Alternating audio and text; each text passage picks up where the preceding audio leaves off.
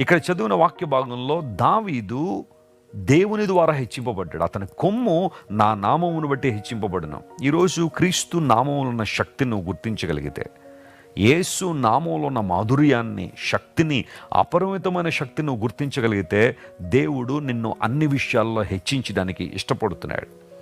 నీ కొమ్ము హెచ్చింపబడినంటే నీ జీవితాన్ని హెచ్చించేవాడు ఆయన.